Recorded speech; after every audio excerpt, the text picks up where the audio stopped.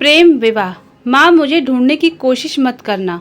मैं विवेक के साथ जा रही हूँ। लेकिन पूजा, इतना बड़ा कदम उठाने से पहले तुझे जरा भी अपने माता पिता के सम्मान की याद नहीं आई? कहाँ गया वो प्रेम जो भाई बहनों पर लुटाती थी? माँ माँ करती मेरे आगे रात दिन डोलती थी। माँ, अब इन बातों का कोई अर्थ नहीं। मैं कदम उठा चुकी हूँ। आपको कई बार कहा, लेकिन आप टालती चली गई। मैं जानती हूँ पापा इस रिश्ते के लिए कभी तैयार नहीं होते। मैं और वक्त नहीं खोना चाहती थी। विवेक के बिना मैं जी नहीं पाऊंगी। वाह बेटा वाह, सही कहा। हम तो आज तक भ्रम में थे कि हमारे बच्चे हमारे बिना कैसे जिएंगे।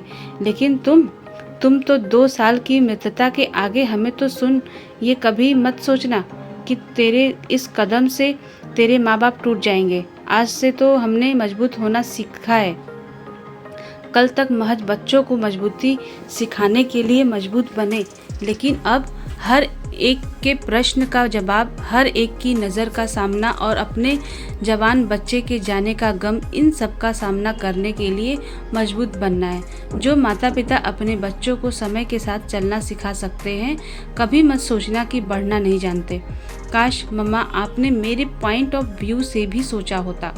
सोचा था बेटा, बहुत सोचा था। तुझे समझाया भी था, ये भी कहा था कुछ बन जाओ, अपने पैरों पर खड़े हो जाओ, ऐसे बन जाओ कि किसी के आगे झुकना न पड़े। खैर, वक्त बीत चुका है। तू जहाँ रहे, ईश्वर तुझे खुश रखे। माँ, एक बार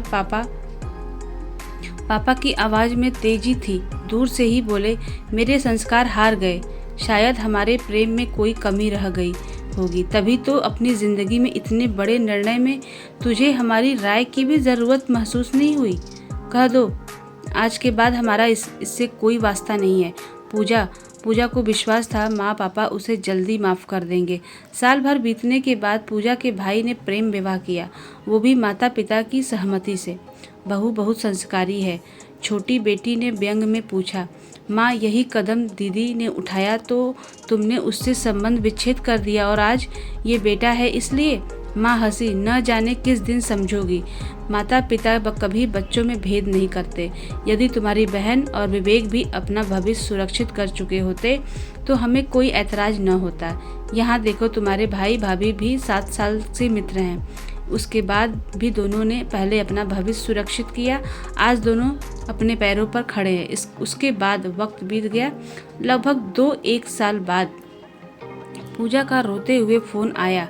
माँ, मैं बहुत परेशान हूँ। तुम्हारी रानी बेटी, जो घर में किसी राजकुमारी से कम नहीं आंकी जाती थी, यहाँ कहकर फूट कर रोने लगी। मुझे ले जाओ माँ, मुझे अपनी गलती का एहसास है।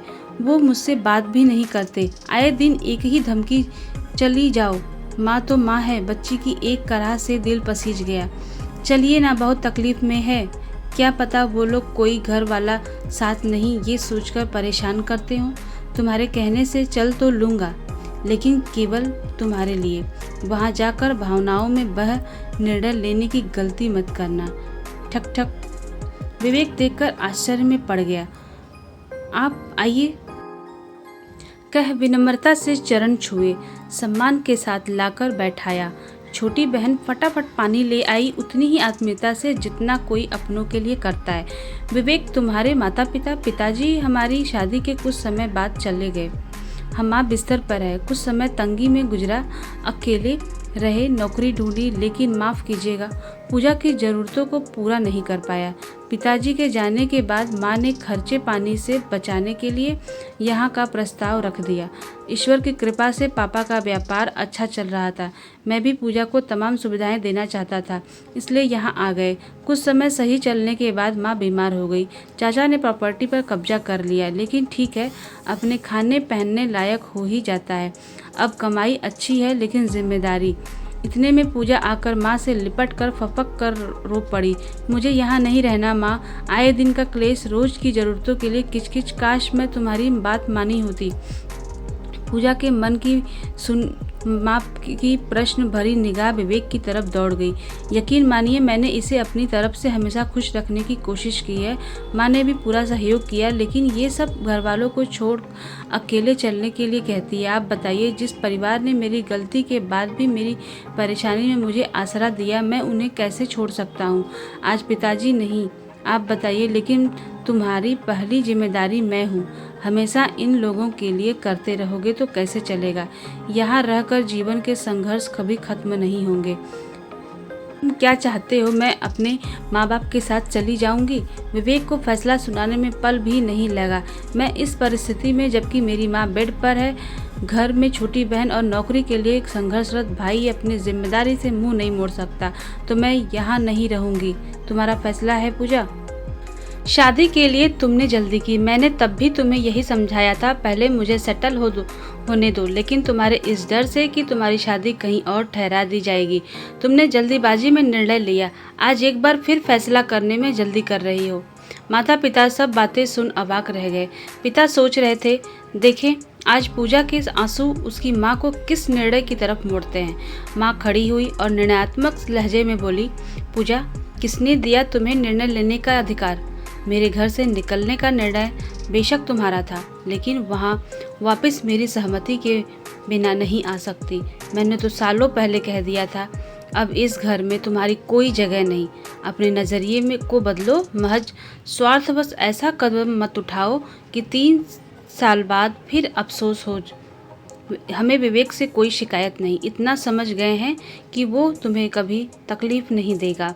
ये सब परेशानियाँ तुम्हारी खुद की हैं, बनाई हुई हैं। इनसे भागो मत। अपने पति के कदम से कदम मिलाकर चलने में उसका सहयोग करो। और हाँ, अंतिम बात, वास्तविकता को पहचानो। इस आभासी दुनिया से बाहर निकलो जहाँ से भ्रम है। मन की कह माँ ने पिताजी की तरफ देखा, मानो कह रहे हो कठोर लेकिन उचित निर्णय। तो दोस्तों, आपको कहानी अच्छी लगे तो प्लीज़ लाइक शेयर सब्सक्राइब करिएगा। अब मिलते हैं अपनी नेक्स्ट कहानी में, तब तक के लिए बाय बाय।